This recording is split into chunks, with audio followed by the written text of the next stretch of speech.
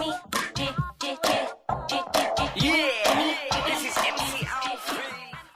we want to welcome to the Jimmy Star Show, Mr. Sean Kanan. Hello, hello, and welcome. Thank you. Thanks for having me. Before I like do the whole talking and things, let me introduce you again, just in case Ron remembered you actually. So that's a really good sign. But we got my because we had a lot of fun, and he was a sport. Our co-host Ron Russell. There he is. There you are. You were a sport and a lot of fun, and I remember. Oh, thank you. Very nice sentiment. Ron, you were telling me that you had worked, if I remember correctly, you had done something with Tony Curtis, right? Yeah, I interviewed Tony. Yeah, and it turned out I sent you guys a clip from my new film, and it turns out that the guy that produced the film that I just did also produced a film with Tony Curtis and knows him very well. So I've kind of been hearing a lot of great stories about him. Oh, yeah. Well, I spent 3 days with Tony, you know, by side for hours. And when people weren't coming up to his booth to get signatures on his photographs, we would bullshit. And then Mamie Dora and I ran into going to the bathroom, and she said, "Ron, is Tony Curtis here?" I said, "Yes, he is." I said, "Come on, we'll go." And I brought it to Tony, and she sat on Tony's lap, and she got her long hair and covered his face, and they were talking filthy talk, because that's all he did was talk filthy. That's part of the stories that I was hearing too. He's as filthy-mouthed as me. He went after her with the boobs, the box, everything. I mean, and she just looked and said, oh, my God, you remember all that?" He said, "I never forget good pussy." My God. Oh, it's true. Tony Curtis I love the man. I love the man. He's my favorite interview. I have never had more fun in my life. I mean, Jane Russell, who was a born-again Christian religious, was fainting from the stuff that... I love it. I was with Jane Russell in her booth, sitting there, and Tony is sitting directly to my right in his booth, with shoulder to shoulder. He's in a wheelchair. Every star that came over, he had sex with. I mean, you had to see the women and the men. I mean, he had sex with the men, the women. He was a hilarious guy. Oh, my God. And told it like it was and couldn't care less. I really missed him. And then I wanted to get him on film, a big film interview, because I told Tony I don't want to interview you on film in the booth because it's not working. It's not our show. It's your show. Right. I said, when you get back from London, we'll go to Vegas to your house and we'll shoot you. But he passed away before. Yeah, that was such a tragedy. They took him out of London, and he got to the States and passed away. So hello, welcome. First of all, say hello to everybody in the chat room. Everybody, thanks for tuning in. I love doing these Skype interviews because, they actually, I get to see you guys get to see me. How many people are in the chat room? You got a couple in there? Yeah, not tons. Yeah. There's about 60 maybe in the chat room so far. Excellent. They'll be coming in as they go in, but there's lots of people listening. So tell us, where are you right now? I am in my home in South Pasadena. I live about 20 minutes outside of LA where I work. And I'm just having my coffee and kicking it and trying to wake up and, do my deal. I thought I saw like a tweet or an Instagram something that I thought you were like in Denver or someplace. Were you recently like? Oh, I was just in Seattle. I was doing a show in Seattle promoting my book, and we just got back the other night, and then I'm off for New York and Atlantic City Sunday. I'm going to do a couple of TV shows and a couple of comedy clubs. So you got to keep the lights on. Absolutely. Now, I want to ask you a question about Pasadena because we're moving back to LA in a couple of months. Really? Okay. Pasadena is supposed to be happening again because, it got crappy for a while. Nobody was living in Pasadena. It was like the pits. Now I understand Pasadena is being regentrified and it's coming back as being one of the most important places to live. Is that true? Well, it's really beautiful. There's a whole there is a whole resurgence. A lot of great restaurants, great hotels are opening up. And it's like living in a big little town. I mean, there's some houses here that are, for Los Angeles and California, it's old. They're over 100 years old, which for us is, old. But it's got a feeling of a small town, and yet you're still like 8 minutes away from downtown Los Angeles. So I love it. I get the best of both worlds. I get to work in LA and then come back here and relax. Pasadena was Bing Crosby, Bob Hope, Ronald, what's Reagan? Ron Coleman? No? They all lived in Pasadena. In the 1940s was the place to live. Mansions were fabulous, and it was loaded with movie stars. I mean, big name movie stars. There's a neighborhood of Paris. It's actually its own incorporated town, I guess. It's called San Marino, which is about 2 miles away from where I live. And you'd swear you were in Beverly Hills. I mean, they're just these the most amazing estates that have been around forever. So I can see what you're saying, that there were lots of movie stars that must have lived here. Bus tour that you could take in Pasadena, and I suggest to everyone to take it. Bring you to all the mansions of the business people and the movie stars. And I believe one of the mansions, if I'm not mistaken, I forgot what, like not Con Edison, like one of those inventors that invented something we do. Right. With it. I don't know. Whatever it is, what we do. You will not be working as a tour guide anytime soon, sir. No, not at all. I'm saying, and now this house belongs to, I forgot who, but it's a nice house. Enjoy it. Yeah. Now the other house over here used to belong to, I think maybe, I don't know for sure. You figured it out. Wait, let's go back. Okay, so you were in Seattle. Since you brought up the book, since that's one of my points on my little list, let's talk about the book a little bit, because the book. Oh wait, I actually happen to have one right here. Hang on a second. Okay, go ahead and grab one. Oh, I didn't even plan on having it, but I just have one. This is the book. Flash it. Okay, everybody, so Sean's got a new book. It's called The Modern Gentleman, Cooking and Entertaining with Sean Kanan. And then a little hashtag thing underneath it says, don't just set the table, set the mood. I love that. I like that whole thing. I'm going to use it. I love that. I think that's my like next famous. cocktail party. Yeah, I mean, there's a whole section in there about throwing cocktail parties. You know, it's funny. I wrote this book for guys to be better guys, and for women to kind of understand how men think. And I think, you know, you talk about your generation. Guys knew how to be guys coming up. And I think somewhere along the line, you know, guys in my generation, and certainly the generation after, there's been, I think, a deterioration in civility. And I think that, you know, it's time that we take a look back at what it is to be a gentleman, but without being a doormat. You know, I think a lot of guys, you know, kind of get one or the other, but not both. And it's how to be a guy's guy, but still be a gentleman. And, you know, there's this great story, an analogy that I have in the book. Ron's going to want to kiss you right now because he loves it. Well, then, you know, there's this great story that I have in the book, and I really think it sums up what a gentleman is. It's that old story about a guy's hosting a dinner party, and they bring out the finger bowls to clean your fingers in between. And one of the guests had never been to a formal dinner, and he drinks the finger bowl, and without losing a beat, the host picks up his finger bowl and proceeds to drink it. Because being a gentleman is about making your guests and other people around you feel comfortable and at ease and being the best that they can be. And that's a lot of what I talk about in the book. So what happens if one of your guests pee in that bowl? Then your host is as long as I'm not drinking it, I guess it's fine. So let's put it this way. Being a gentleman, a proper gentleman, knows the difference between a finger bowl and a toilet bowl. And if women today were ladies, instead of being these frustrated dykes that they are, that they want to be men, that they have tattoos, that they wear boots, that they curse and like men do, women are no longer ladies. So if a man behaves like a gentleman, he's then regarded as a faggot because he's gentle. And as far as dinner parties go, I have never stopped having anything but the most elegant dinner parties. I love it. And my guests are grateful and do the same. Absolutely. I prefer to have a home party than to go out to dinner with friends. Any day of the week.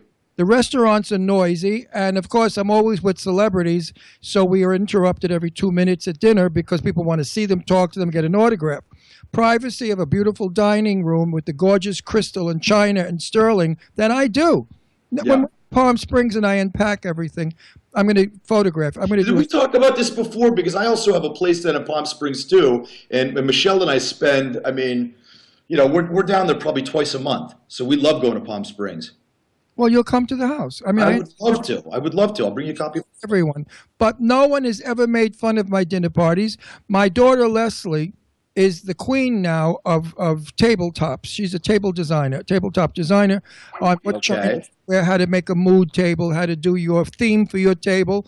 And she works with Michael Oram on lots of his stuff. Okay. So Leslie learned from me how to do a proper table.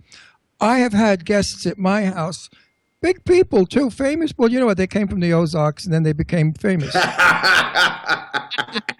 Like 3 weeks. The Beverly Hillbillies. 3 weeks before, she was Cher Bono, and then now, you know. But A beautifully designed table is part of being a gentleman because that's how you're showing your guests that you care. Anybody could throw Melmac or paper plates on the table. It's rude. But the book goes further than that. I mean, what you're talking about are very important qualities that I think a gentleman does need to cultivate. But I also talk about some other stuff that's kind of off the beaten path. For me, I've studied martial arts since I was 13, and it's taught me discipline and confidence. So there's one chapter called The Modern Gentleman Defends Himself, and I talk about how that's made a big impact in my life. I also talk about the modern gentleman learns a language, and I talk about, for me, how studying Italian really opened up this entirely different world to me, and it's really how to be an extremely well-rounded gentleman and really cultivate a lot of different interests that, for me personally, I think make up a gentleman. Allora, dimmi qualche cosa. Ti capisci che cosa dice adesso? Assolutamente, perché io abitavo per un anno a Roma quando facevo Ballando con le Stelle. Ballando con le Stelle is Dancing with the Stars in Italia. Right. So io studio ancora italiano ogni tanto perché per me è una forma di terapia. Lei parla proprio come un italiano. This is so cool. Io mi sono sposato un'italiana. Now, first of all, in Italia? Lei è siciliana, americana ma siciliana. Una siciliana non è italiana. Tu parli benissimo, come vuoi. I siciliani non sono italiani. I think this is really cool because, first of all, I mean, the fact that Ron sets a beautiful table, that's, he's an elegant homosexual male. So I get it. Who said I was a homo? Okay, so we're married. What proof have you got? No, wait. But the fact that, that you're like this big, butch, muscular, married, straight guy who's trying to bring gentlemanly stuff back because that's not something that's typically characteristic of that. Bullshit. I dated plenty of men like him. Look at Rock Hudson, you guys. I mean, who would have ever thought Rock Hudson was gay back in the day? I knew because I worked in McMillan and Wife. I played. I had an extra on that set, and I always knew Rock Hudson was gay because of this. I know, but you got to remember, Sean, that we're gay, so we have gaydar, which might. But I got to be honest. I mean, I certainly don't claim to have gaydar at the level that you guys do, but I think having worked in the arts for 30 years, I mean, I like to think that I've got maybe better than average gaydar. But I said to you, didn't most people? It was sort of inside knowledge among a lot of the industry that he was, right? Yes. No, not a lot of it. Did you ever watch Bewitched with Elizabeth Montgomery? Of course, both her husbands were. Yes. So was Agnes Moorehead. She was a big drag Butch Dyke. She used to drag. But the interesting thing was, do you remember Paul Lynn, who obviously was? Well, he was a friend of mine, so be careful. No. What I'm going to say though is, it's so funny. Like, society has changed so much that back then he was referred to as being flamboyant, and you couldn't say on network TV that you had a gay character on network TV. And we've come so far since then, and God, rightfully so. Kicking and screaming into the 21st century. But thank God people don't have to live their lives like that in their professional life anymore. Yeah, but I knew Paul really well. I met Paul when he was doing Bye Bye Birdie on Broadway. He used to hang out in the gay bar that we all hung out in the Village called the Fawn. And I was an excellent dancer because I studied dance, and he used to watch me. And he came over one time and he said to me, "Would you teach me how to do the cha-cha? Because you really well." And I did, and I taught Paul, and we became very good friends. Now, with me is a good buddy of mine called Pat Catrone. I don't care, everybody knows he's gay. He was a handsome Italian guy from Harlem. And Paul took one look at him, and next thing you know, Pat was in California living with Paul. Wow. We knew all that, but they had a bloody fight, and he tried to throw Paul. No, he threw an ashtray at Paul. One of them threw an ashtray, beamed the other one, and it broke up. Paul had a terrible temper when he was drunk. When he was sober, he was the most wonderful, loving, hysterically funny man. I saw Paul on and off through all the years. And the last time I saw Paul, he said to me, I'm going to can this business. He said, I'm going to open up a pizzeria. I said, get the frig out of here. You're gonna... So wait a sec, though. Because what's the inspiration to like, first of all, I want to tell everybody too. Let's get some plugs in here. You guys, if you go to Sean Kanan, themodernGentleman.com, you can actually get a copy of the book. I believe I read, and correct me if I'm wrong. For like that's correct. For $20, you get an autographed copy if you buy it off your website. Is that absolutely? Which is a deal, you guys, because like deal of the century. If he was at an autograph convention, you'd pay $20 just for his autograph, and you wouldn't even get the book. So hey, this way you get the book and the autograph all at once, and it's off his website, so you know it's him. And if you want me to plug your book for a couple of weeks, send me one free. Of course I will. With a very nice personal sentiment. Because that book I will keep on my coffee table. How do you like that? I absolutely, I'll send it out to you later today because I have to send some other ones out. But something nice because a lot of send you guys a couple of them. No, one is good. A lot of celebrities come to my house, and sometimes I'm busy doing stuff, and they read my coffee table books. Like Jane Russell's book is there written. Wow. Oh, yeah, of course, she was my buddy. So all the people there that I love. Tab Hunter's book is there because he's my friend. Wow. So now you're in good company. Thank you. That's pretty good company, you guys. You better believe it. It's famous, legendary company. So wait, let's go back though. So what was the inspiration? Because here you are, incredibly like good looking. Everybody like loves you. You're in all kinds of movies. You're on all the soaps. You're like super hot. Well, what's the inspiration? And you're busy. And now you're doing stand up. The inspiration is money and fame. No. For writing the book. Yeah, for writing the book. I've always loved cooking. When I was in college, I couldn't afford to take girls out for expensive dinners, and I rationalized if I could learn to cook, I could probably get them to come over to my place because I could provide something they hadn't had in a while, which is a home cooked meal, and you're already rounded second at that point, right? You could eat them at home, yeah. Exactly. Exactly, and everyone always talks about actors opening up restaurants, and all the time. I think it's unless you're raised in the restaurant business or have some very savvy partners who have restaurant experience. That's about the quickest way to get separated from your money that there is. So I thought, writing a cookbook is a pretty good interim step. And like I said, the book it's a hybrid. It is a cookbook, but it's also a book about being a gentleman. And there's all sorts of chapters in it about when I lived in Europe and I lived in Rome and people that I met and how I sort of acquired some of the insights that I've acquired throughout the years. I love it. I used to be a gentleman once it's true, with the clean mouth, and I was a little bit on the prissy side, believe it or not, for my personality now. In private, of certain people. Right. Very dear friends I grew up with, I was vulgar and crude, but to the public, never. Then I found myself on the outside of the world because I have all young fans. Believe it or not, the people that like me from this show are not old. They're all 30 to 40-year-old people, or maybe even younger. They like me because they wish that I was their father. Sure. Or grandfather, and they call me the cool old guy because I'm vulgar, crude, and disgusting. And they relate to that because they like fuck you. I'm not supposed to do that anymore, but I had to do it as an example. Right, sure.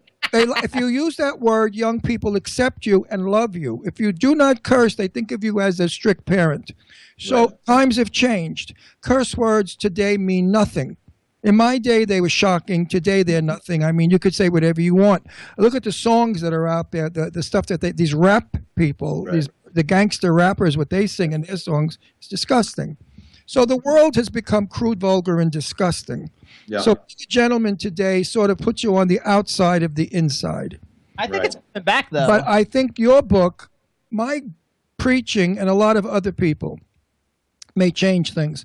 Dress is changing for men. Men are starting to get nice haircuts instead of those shaven prison haircuts. They're starting to wear jackets and ties and shoes that are two tones. I mean, men are starting to get back into fashion. Black men, especially the friends that we have, I mean, forget how they dress. We go any oh, place my God, they're fat. The black men dress better than any men in the world. White men do not dress as good as black men. Actually, he does. You do? I was looking at all your pictures online. Like you're dressed. I mean, obviously you go to a lot of events, but you're always very well put together. I mean, I come from the East Coast, and for me, I love wearing a suit. I do, and we at least try and pretend that we have seasons out here in Los Angeles because we don't. Mm-hmm. But I believe there's a certain reality to. I'd say clothes help make the man. I don't believe clothes make the man, but I think they certainly can help. No, I think clothes do make the man because you can be not interesting You're going to be not too good looking, right. but no, you could be not too interesting dressed up, but sloppy and not interesting. You look like a moron. Exactly. So I agree with that. women years ago, when I was a young man, I mean, I went out on dates with girls, believe it or not, and they wore high heels and stockings and brassieres and Oh, I love it. beautiful dresses, and their hair was done perfect, and they wore eyelashes and makeup. Women in the 60s were gorgeous. I mean, they were one more beautiful than the other. And the girls never went out in the street without hair and makeup done. Today, they go out with filthy, greasy, dirty, 50 colors. They got these weird, kinky, shitty hairdos. I mean, come on. It seems like there's this whole movement I think for women and for men to somehow affect down. And I don't get it. You know, it's like, I don't know if it's like that's cool or it's edgy, but I think it's time that we start affecting up. But absolutely. Let me explain to you, because I was there. I lived through it. When our country was Protestant, Republican, religious, everybody dressed and behaved properly, because that was the thing to do, because the Protestant, snobby, cold, insipid, unfriendly thing was the thing. To be too overly friendly was rude. To talk about certain subjects was, every friggin' thing was rude back in those days. Right. Then something came along called socialism. And socialism started to say everybody's equal and everybody's the same and everybody should be on welfare and everybody should get this and everybody should get that. And everybody did get that. But most people abused it. And therefore, it fell into the hands of not the educated, but the uneducated. And they overwhelmed the educated Republican. I hated those Protestant bastards when I was young. I went to school as an Italian boy in an Italian school. But our teachers were all Protestants. And they were bitches, cold little bitches, Irish, English, real bitches. They didn't have a heart at all. They were mean. They were not nice people. I think, though, it's going to all come back, because I think... Well, it is coming back. Like, first of all, your book helps bring it back. Turner Classic Movies, you know, like, I never watched that before I met Ron. We've been together a little over 4 years, and we watch Turner Classic Movies all the time, and everybody's always... I mean, I'm a huge Cary Grant fan now. Right. And I think that your book, the fact that Turner Classic Movies, and there's like 5 other television networks bringing back all the classic films, like Get TV, people like that, where people are... Even to a certain extent, you know, Mad Men. Yes, you know, Mad Men. It all does it, but Bernie Sanders looks like he went to sleep in his clothes. And all these young people that are following him and they adore him and they worship him are going to copy him. Remember when Ronald Reagan, who I never liked as an actor or as a president, was in office, everybody dressed up because they wanted to look. And when Jackie Kennedy was in office with Joan, everybody dolled up. Now look at the crappy looking presidents we have today. They look like bums. I mean, Hillary Clinton looks like she cleans the bathroom. She looks like she cleans bathrooms. I mean, her outfits, her hair, she's too old to wear beyond shoulder-length hair. She wears dyke clothes. She looks like a dyke, and it's rumored she's a dyke. So come out of the closet. Okay, well, maybe he likes her. I don't give a shit who likes who. I'm going to come on to Donald Trump next. Donald Trump wears $1 million clothes, and he might expect everybody to do the same. But we don't have $1 million clothes. Right. We really don't have idols or images that we look up to anymore. Jimmy mentioned Cary Grant. Beautiful man, beautifully dressed. Who have we got today? You know who I think we have today, I have to be honest? I think George Clooney does a nice job. No, he doesn't, because he went along with the beard look. With the sloppy, dirty... Yeah, but I mean, he really sort of, you know, I think he emulates Cary Grant a lot. I really do. I think he wears nice tailored suits. And absolutely. And he wears the same panties that Cary Grant wore. But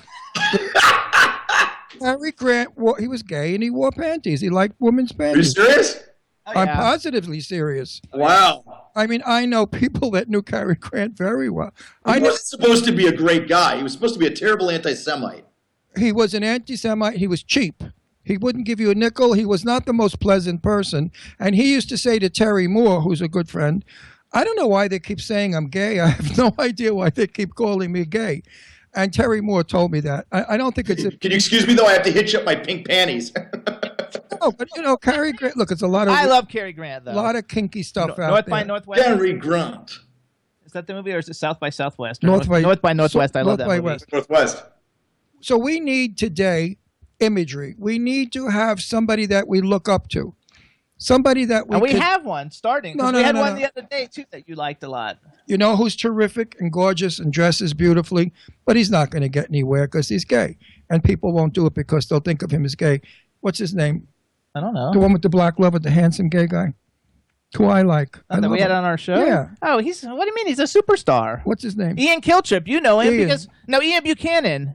Oh, Ian Buchanan. Ian Buchanan. We had him on. Terrific actor. Ian Buchanan is so awesome. Does he dress magnificently? Beautifully. So such a gentleman Ian is. Well, yeah.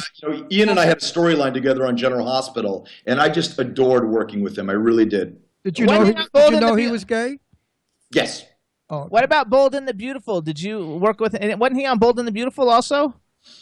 Oh God, yeah, I know he was. I swear to God, it starts to run together for me. I know that sounds kind of silly, but I played the same character.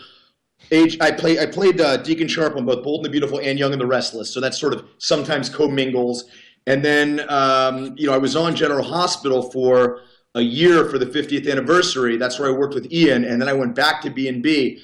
I'm not sure if we worked together on B&B or not, but I know he was on it. We love him, though. He's fantastic. Do you know John Barrowman? John Barrowman. I know the name, and who does he play? I don't know. He was a soap for years. I think he was on soaps for a little while, but now he was in Doctor Who and Torchwood. He plays Jack. He's very big in England. Captain Jack Harkness. And now he's on Arrow. He plays the Dark Archer on Arrow. Oh, he does? No, I don't. The name's familiar, but I don't think I've met him. No. Spring. So when we're there, we'll have to introduce you to him because I love it. And he's gay, and his lover, they're together many years. And he's also written a cookbook. Because when I interviewed him, I said to him, okay, you were a soap opera star. You're gorgeous. You're a trained dancer. You're singer. And singer. You're an actor. You're television. But I bet you can't cook. He ran off camera, and he came back with his cookbook. I said, okay, so you can cook too, but I bet you're lousy in bed. Wow. So then he turned around and he said, just a minute. And he grabs his lover and he brings his lover on camera. He said, I'm like in bed. And the lover said, he jumps around all the time. He doesn't stay in one position. So John is one of our good friends. We love him. And we're going to see him when we're living in Palm Springs. He's terrific. Cool guy, dresses beautifully. There's so much going on in Palm Springs right now. There's so much construction. And they're building that big outdoor mall that's going to be fantastic. It's an exciting time to be there. It's not. It's getting ugly. I lived in Palm Springs. Why? Because you like sort of the more traditional architecture. Well, that too. But no, I like Palm Springs. I lived there for 7 years. I'm just here for 3 years now, 4 years. What area did you live in Palm Springs? I lived in Mountain Gate when you first. Okay, sure. I know exactly where. It's the very first one on the left as you're coming off the 111. The gated community, right? Yeah. And Palm Springs had a charm about it. I mean, I've been going to Palm Springs since the 60s, early 60s. Right. I watched it get deteriorate. I knew Sonny Bono when Sonny opened his restaurant in Hollywood, in L.A. Right. And Sonny was a very terrific person, another paisano of ours. He was from Naples. I love Sonny Bono.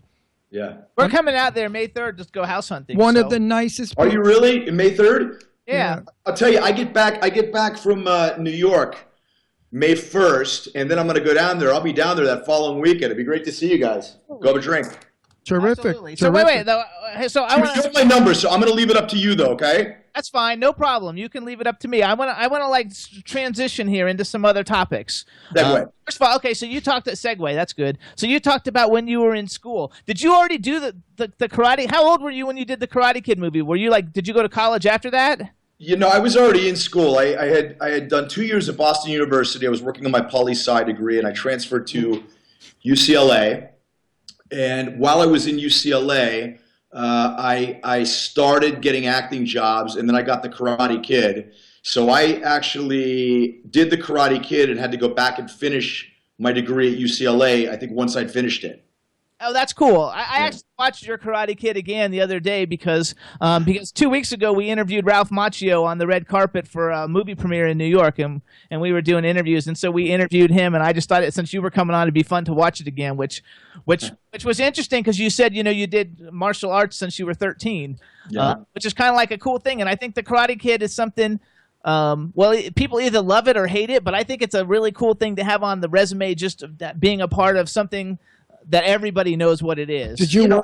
I think to a lesser degree than Rocky, but it is sort of a part of, I guess, the cinematic tapestry. I mean, everybody I think has seen it, and they keep playing them over and over again. So for me, it was a great break, and it was an amazing experience because I had been in the theaters a year before, like paying for my ticket to watch the show, and a year later, I'm on the studio lot, opposite Ralph Macchio. It was surreal for me as a 19-year-old kid. You did play with Ralph. I asked you that question now. Oh yeah, Ron hasn't seen the Karate I never Kid watched 3. that show because I hate karate. It's violent, and nobody should know it, and it's hurting people. That's terrible. No, it's not.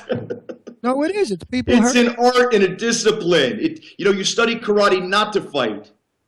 That's why you study it, so you don't fight. If you walk down certain streets in New York City, you've got gangsters that know karate that'll kick the shit out of you and use karate and that as a sport. Karate is self-defense. That's how they advertise it. Defend yourself against muggers. Actually, it's just like the first Karate Kid, where there's like Pat Morita teaches Ralph Macchio the correct way to do it, and then there's Martin Kove teaching all the Cobra Kai the incorrect way to use it. That's right. So it's the same thing, and that's just the way I don't approve of boxing. I do. I love it all.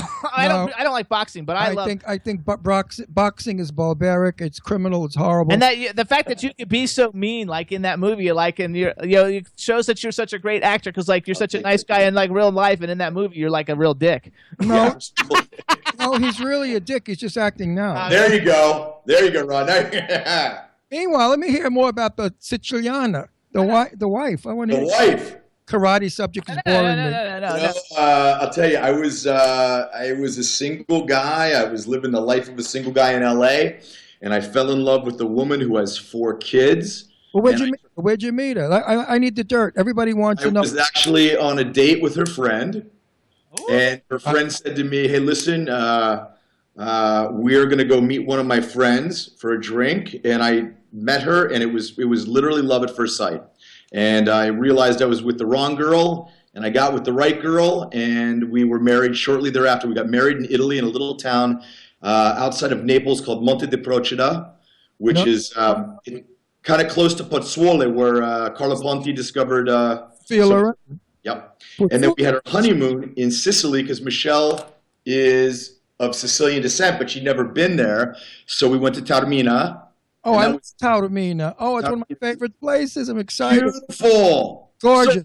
Taormina is magnificent. It's a Sicilian Riviera, folks. Right. I got to see the palm trees, the restaurants, the elegance. It's the most beautiful place in the world, and the climate. Whoa. What's so interesting about it is that you've got, like you said, it's like the Riviera, and then you can take these cable cars and you go up to the town, which is up in the mountains. So you kind of get it's sort of an area that's comprised of 2 very different geographies, I guess. That's it. You take the funiculare. Yeah. That's what. Now, my romance. I was married. I have 2 children. I was dating this girl who I really didn't like too much, and then my ex-wife was dating my best friend. Uh-oh. She was Hendrika, the Dutch model. Very, very vogue, gorgeous woman. And I took one look at her and I flipped, and I married her like a year later. We had children. And then she went away. Bye-bye. Well, she was a strange one. And it wasn't because I was gay, because I hated it. I lied about ever being gay. I acted straight. And then when we got divorced, I told her I was gay, and she said, "Oh, yeah, right." And then she said something that I can't say on the air. But, yeah, the way you, tell me you're gay. Tell you something, honey. Gay men are talented love makers. Both sides of the coin. All right, so here's where we're going. Now we're going to go to South 32. You have a new film. It's called South 32. You play a detective.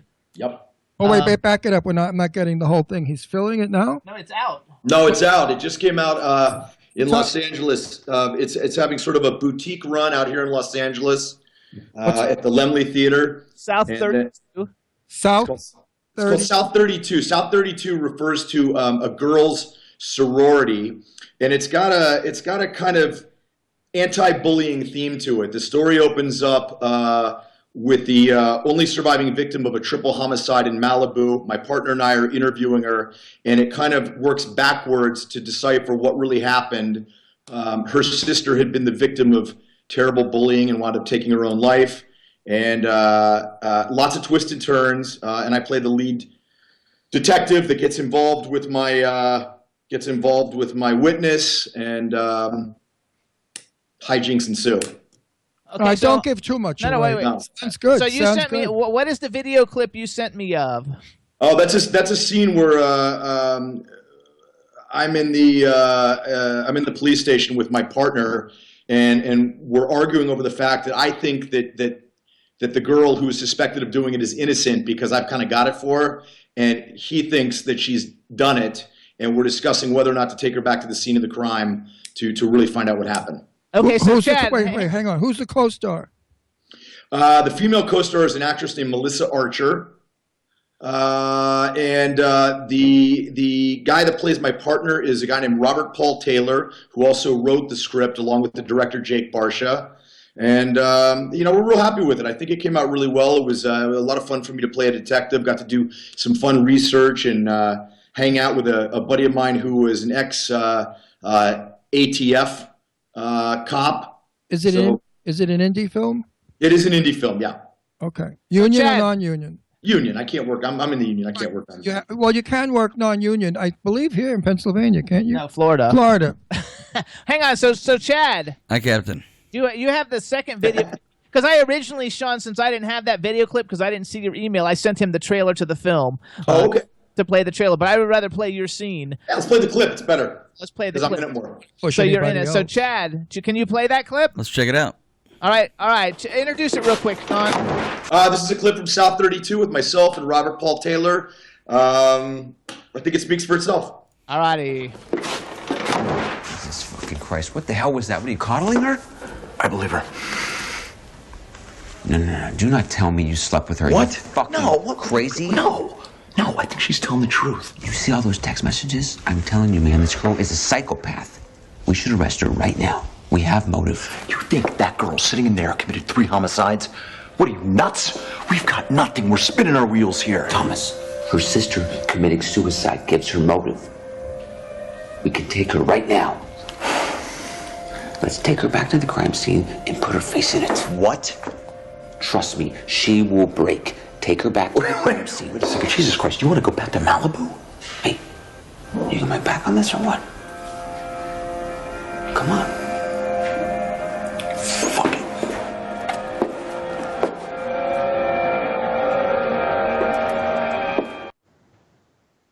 Yeah, looks good. Yeah, hey everybody, that's South 32, Sean Kanan's new film, and you can also Google it, and you can see the trailer for the whole film, for the whole movie. And so, tell us, where do people see it, Sean? Right now, it just opened up at the Laemmle NoHo 7 in Los Angeles. We're going to be opening it up in more theaters, and it's also going to be screening at the Los Angeles Independent Film Festival at the Regal Cinemas next month. And you know how it goes. I mean, it's, you give it a small opening, you see how it does, and if you get any bites, then it expands to a bigger platform, hopefully 50 theaters, and then more than that. The best thing, if people want to keep up with what's going on, they can follow me on Twitter, which is at Sean Kanan, and you can find out everything that's going on with that. Yes. We just finished doing the red carpet for Michael Damian's new film. What's it called? Have you ever worked with Michael Damian? Let me complete it. What's the name of his High film? Strung movie. High Strung, which turned out to be the best movie. Why? His DP is phenomenal. What his DP did with that film, you didn't need a script. You didn't even need actors. It was. Wow. That's what you have to look for in your film. I saw it looked interesting. Your DP looks like he goes around a bit, which is good. Yeah. But Michael Damian has become Have you worked with Michael Damian? A dear friend of ours. I have not. I believe I've met him before, but I haven't worked with him. It's something interesting. You're talking about camera movement, which is obviously, I think if it's done well, it's integral to telling a good story. This is actually the first film that I've ever done where we used a drone. And it's amazing because you can now take these independent movies, which are not made for a lot of money, and whereas before you'd have to hire a helicopter, which is a very expensive, setup. Yeah, now you get a drone, the thing flies up there. The opening shot of the film, which you can see in the trailer, is this expansive shot coming over the ocean along PCH in Malibu, and it looks like a very expensive shot. In reality, it was shot with a drone, which probably cost, a couple $100 for the day. Isn't that cool? I did that with my very dear friend. I'm going to give her a plug. Chef Kim Namoli. She's an outstanding chef that works on zillion-dollar yachts that travels the world, and she cooks the food that's indigenous to the port she's in. And she asked me to direct her commercial. And I said, well, let's open with an air shot. She said, oh, my God, that helicopter's going to... No. I told her, we drones. And we shot a drone in Florida going over the Intracoastal. Right. The yacht that she was on. And that was actually the best shot And that in was the whole yeah. thing. and that was the best shot in the whole thing. It's true because the photographer was horrible. He gave me a rough time. He thought I was a know-it-all show-off or whatever he thought. I'm in the business for 52 years. Right. My first movie was with Tab Hunter and Sophia Loren. Excuse me. Right. I have something to say about film. I have television for 52 years on every good TV show. And this schmuck he did weddings. Yeah. He was a photographer for weddings, and I almost beat the shit out of him. It was really... I'm serious. Don't laugh. For a guy that doesn't like boxing and karate, you seem like you got kind of an Italian temper. No. I don't like violence, but I'm Italian. And when somebody busts my balls to the point where they're going to get it, they think they're pushing a fag around. Like, oh, this guy's a faggot. I'm going to push him around. And they go to the limits. Then I turn around and say, listen, Bust, I'm born in Brooklyn. I was raised in Brooklyn and Astoria, and I'm Italian, and my father was in the Union, if you get my drift. So don't fuck with me, fellas. Right.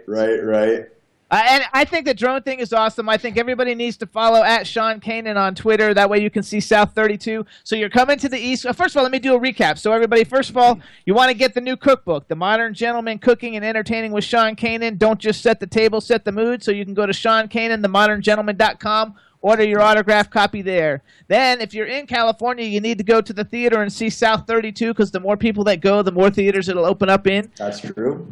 And eventually, when it comes to video on demand and in stores and stuff, we'll let everybody know so they can see it because we want it to be a big hit. Thank you. Then you're coming to the East Coast and you're going to be playing. Now, I don't know if I have all the dates. I have 3 dates. Are there more than 3? Yeah, there's 3 dates. Okay, so we got April 27th at the New York Comedy Club at 9 p.m. at 241 East 24th Street. Is that right? Okay, stop right there. That's correct. Reserve 2 seats. We're there. Are you serious? Absolutely. Absolutely. You guys are absolutely my guests. I mean, you're coming to New York. What day is the 27th? Or short. It's Wednesday. No, that's not. Wednesday's the worst day. Wait. What time do you go on? Well, the show starts at 9:15. We're good with that. We're good with that because our show's Wednesday. We leave at 5. We can get there in time. There. Jimmy, I'm going to put them both under your name, okay? Absolutely. I'll send you an email to remind you. That's awesome. So then I'm going to be, I can never say the name of this place in New Jersey. Hang on. The day of your show is a Wednesday, so we're going to sell it for you that Wednesday, so you'll get tickets in case not everybody's sold out. Oh, terrific. Thank you so much. Okay. I think you guys have a good time. You'll laugh. So that's on April 27th. And then 29th, I think he said. No, that's 27th. 27th. Oh, okay. 27th Wednesday. Okay, then on April 29th, you're going to be at the Ivy Stone Diner and Lounge. That's in Iselin, New Jersey. That's correct. And that's at 8 p.m. Yeah.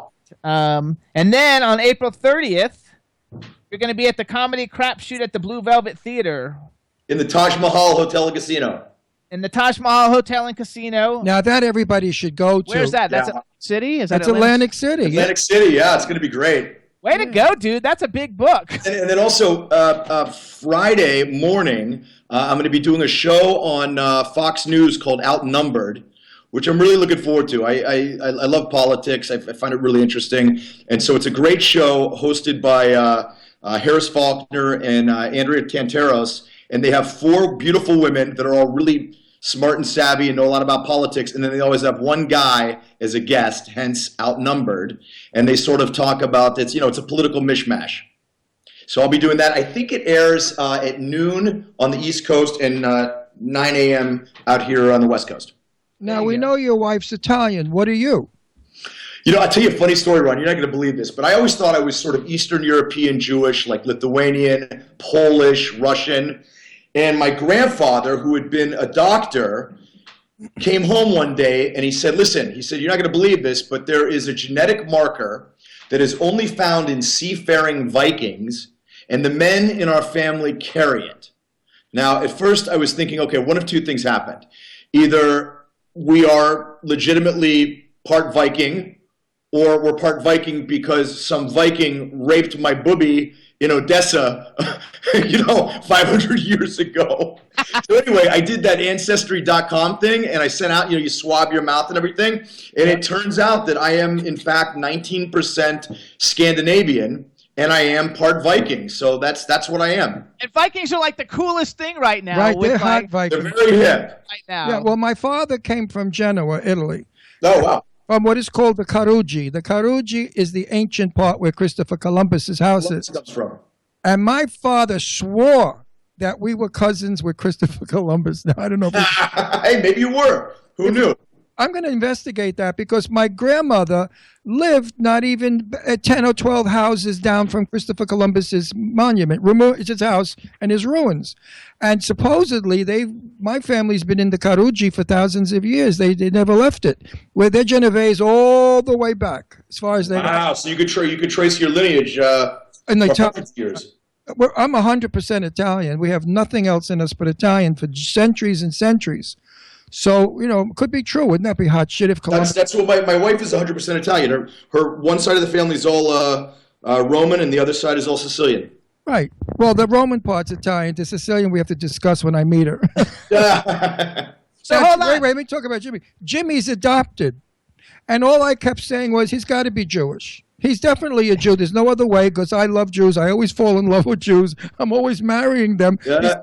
He's got to be Jewish. He's a businessman. He's smart. He eats incorrectly. He throws his clothes on the floor. So he does everything that my ex-Jewish lover did because I was with somebody. I think Jews and Italians have a lot of similarities. Are same. 1 inch of skin makes us the difference. Yeah. That's that's what they did during the Second World War. The Nazis used to see people in the street and ask the men to lower their pants, and that's how they could tell if they were Jewish. And of course, if they were Jewish, they were arrested, which is dreadful. But anyway, it turns out that Jimmy is the very thing I'm not happy with. He's Irish and Scottish and English. I'm not Jewish. And it's real. I wanted him so bad. And my friend Perry Winkler, she wanted him to be Jewish. We all.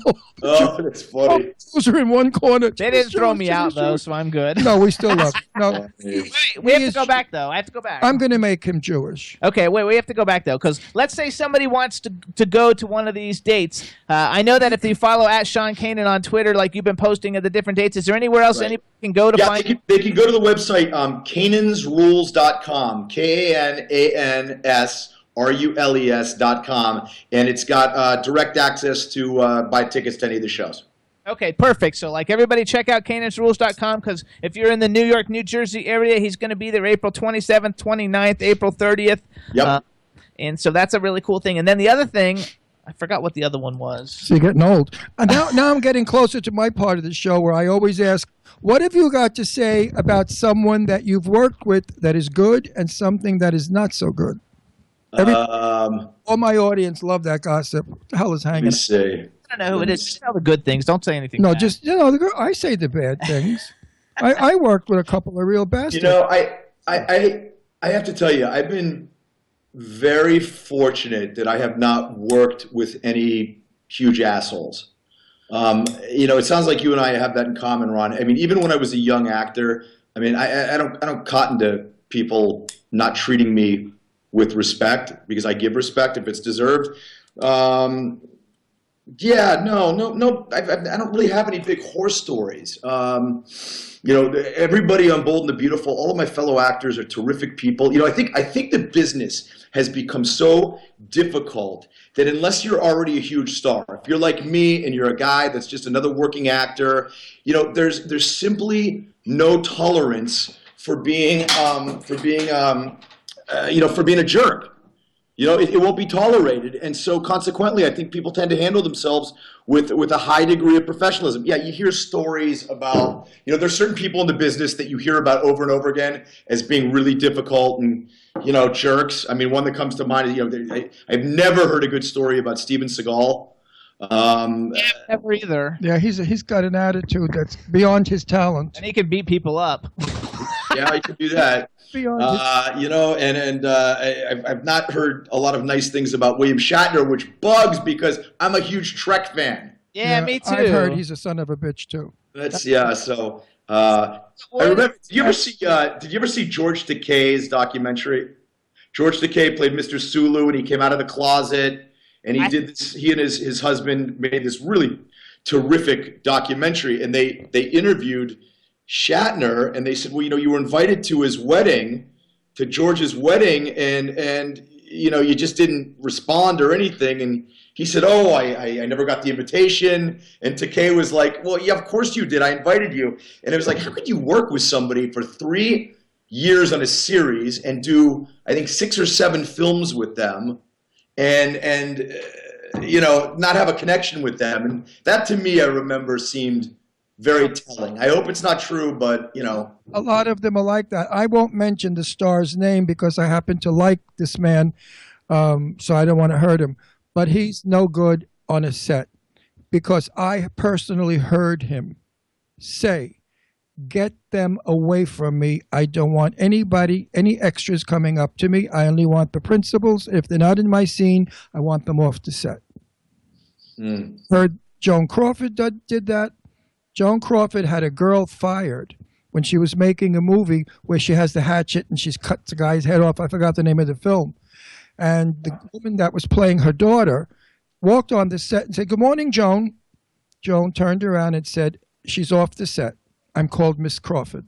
And they fired her. And Diane Baker got her part. Wow. Oh, yes, my friend. I could tell you horror stories that you... That's really shitty because, that could have changed the trajectory of her life. Well, Joan Crawford was a bitch and a whore and a dyke. So, what do you want from a drunken lesbian? What are you trying to say, though? Don't hold back. I don't care. Listen, I knew Betty Davis very well. Betty and I were friends for many years, okay? I'd hang out with Betty. We used to have lunch. I used to go up to her apartment. And when Betty used to go off on Joan Crawford, it wasn't because she was jealous of Joan or wanted to be vicious. But Betty could be vicious. Far more. I've never met a woman as vicious as Betty Davis. She was cold. Oh, she was cold. If she didn't like you when you got in her way, she would destroy you. But if she liked you, she was the best friend you could have. And Betty really liked me. And I would pump her whenever I could without getting her pissed off about Joan Crawford. And she used to say things. The reason why Joan Crawford wanted to go to bed with Betty Davis when Betty Davis was very young, starting off. Oh, yeah. That's what the fight started about. And if you research it, you'll find it to be true. Betty Davis said, I'm no lesbian. I'm not going to go to bed with you. Anyway, Joan Crawford was so pissed off by it, she tried to blacklist Betty Davis from Warner Brothers, but it didn't work because Betty Davis was probably the most incredible actress. Yeah. She had absolutely no use for Joan Crawford, none at all. She thought that she was the most despicable woman in the world, horrible, which probably served her very well when they were doing Whatever Happened to Baby Jane. Well, they hated it. They couldn't shoot. Yeah, that's what he's saying. Well, they didn't shoot this. They shot 2 scenes together. The rest was shot separately. Nobody was even on the set. And Betty Davis said, I love this line. She said, and when Joan was laying in the sand at the end of the film and I had to lay on top of her, her falsies were so big and hard, they were killing my chest. So even to the end, Betty Davis went after Joan Crawford. But they despised each other. Wow, I did not know that. Hated each other. Okay, so hold on. You have another movie, and the reason I'm asking is because you have a movie called Limelight. I guess you just finished it. Yep. And Keith Coogan is in it, and I love Keith Coogan. He's terrific. Has he ever done your show? Yeah, we had him on the show. Actually, in my very first year on the air, we had him on the show, and the reason I had him on is because you ever see the movie Toy Soldiers? Of course. I love that movie, Toy Soldiers. I think that is the coolest movie ever. You would have been great in that movie, by the way. You're probably not old enough. Who produced that? That was Patricia Herskovic and Jack Freeman. I know them. They produced it. I love that movie. So we had Keith Coogan. I love him, and he's in this new movie, Limelight. And then you have, there's a lot of people in the movie. I just picked these 2 out because you have Jonathan Lipnicki, which I don't is how you pronounce his name, but to everybody who doesn't know him by name, he's like the little kid from that Tom Cruise movie where Cuba Gooding Jr. won the Academy Award. What's that movie? Jerry Maguire. He's the little kid from Jerry Maguire. Everybody knows him. I thought he fell off. What it said, the human head weighs 11 pounds. Yes, and he did a bunch of cute movies. He did the little vampire movie, and he's working a lot. Jonathan's working quite a bit, and if you see him now, he's he's kind of a starker. He's like kind of a bodybuilder, martial arts guy. I mean, he's grown up. I Googled him because I thought, I wonder what happened to him. I haven't seen anything from him in at least 8 or 10 years, I thought. And I looked on IMDb, and he has like 10 films in the last 2 years. And he's got like a whole bunch getting ready to come out. And so I was real happy, to see that, because I think that's great. He's a child. I'm surprised you didn't ask me about probably the most well-known member of our cast, Jenna Jameson. I've met her a bunch of times. She's really nice. She's extremely nice, and I have to tell you, I had no idea what to expect when I showed up on set with her, and I have to tell you, she's not only extremely nice, she did a real nice job. She did a real good job with the acting scenes. Good for her. That makes me happy. So that's called Limelight, and basically, like, it looks like the plot and everything looks really good. It hasn't been released yet, right? No, they're just finishing up. They're just doing the scoring and the music and all of that. Hopefully, it'll get a distribution deal sometime in the next 2.5, 3 months. I love that. And then there's one other film that I looked up that I didn't know that you were a producer on, and it's Hack, because I love horror movies. Oh yeah.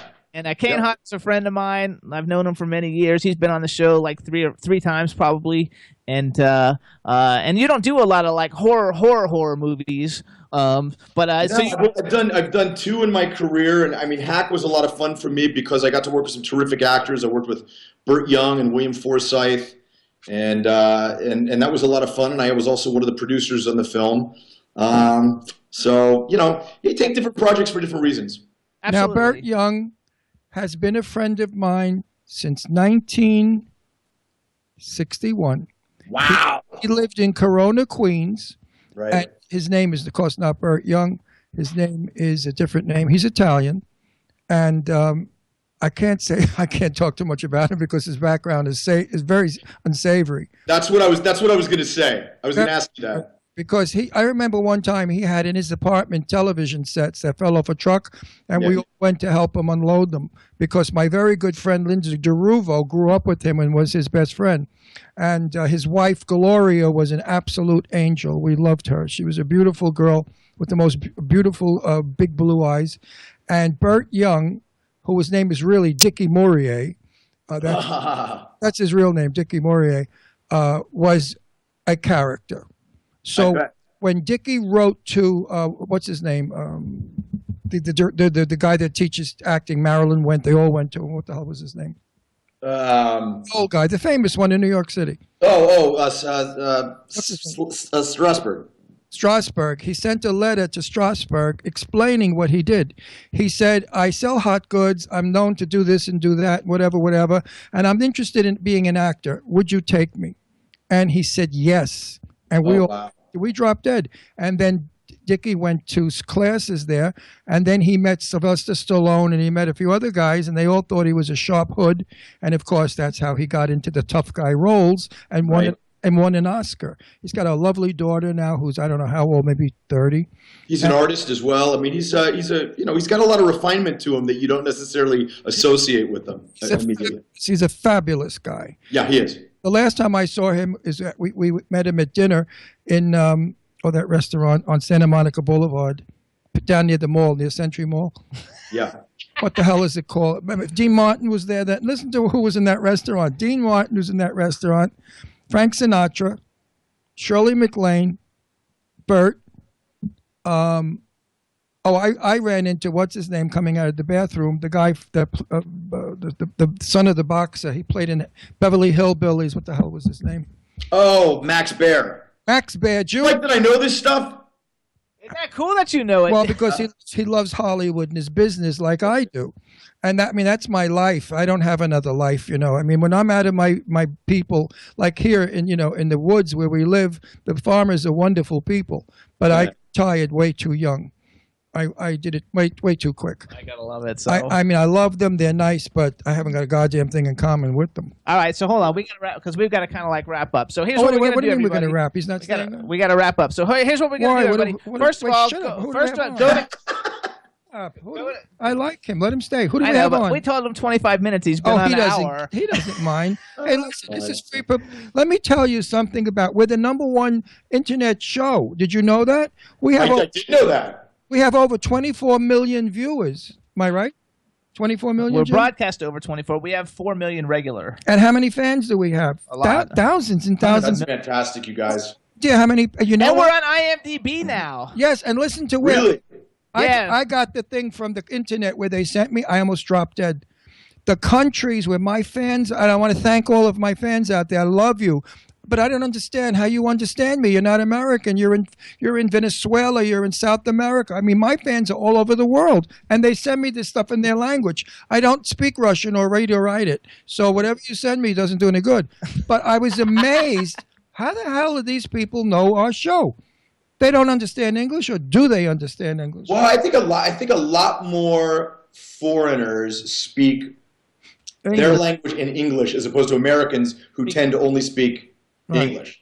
And for you friggin' Italians in Italy, boy, oh boy, how you stick together and help me out. Right. I have about 38 Italians that are fans of mine in all of Italy. Could you believe that? That's not very many. No, it's not. And yet you go to South America, I've got 480, 500. I mean, it's amazing. You would Yes. Sentiame. So that's true, though. We're on IMDb now, and All over we have the- our own channel on Roku, so Yeah, everybody we're should be big. checking it out. While we'll do a plug. It's the Jimmy Star Show on Roku, everybody. It's a great channel, and you can see everything there. We've got all the videos of all the guests up there. We've got the audio of the guests. We've got on-location interviews. It's all really cool. But And we have wonderful, fabulous, incredibly divine people who write nice things about us, the press. So we're very happy that we get good press too. Well, it's Even much deserved. you. even my insanity. They say Ron Russell is so amusing. We think he had a stroke, but that's okay. I don't mind if they think I had a stroke and I'm senile. It's fine. I've always been this way all my life, by the way. Hey, Ron, you know what I did? I'm just going to tell you this really quickly, just because you're a Palm Springs guy. So Kurt and Ann Douglas put their house in Palm Springs for sale. You've probably been there. I love that house. And I got a private tour of it last week before I went to Seattle, and it butts up against Leonardo DiCaprio's property because he just bought a place down there. But it's so interesting to go and see this house where Robert Kennedy had been, and so many huge stars had been there. Really interesting. If you get a chance and it's still on the market, it's worth going and seeing if you can get a little 20-minute tour of it. Yeah, well, I know that house. Not when they were in it, but I know a friend of mine that rented it for a while. Goldie Hawn is across the street with Russell. What's his name? Kurt Russell. And my very dear friend in the world lived 4 houses down diagonal to Kirk's house. And that was Jerry. Jerry. Jerry Gold. Yeah. What the hell was his last name? Dear friend, I forgot his name. It's Jerry. So Jerry. Jerry, forgive me.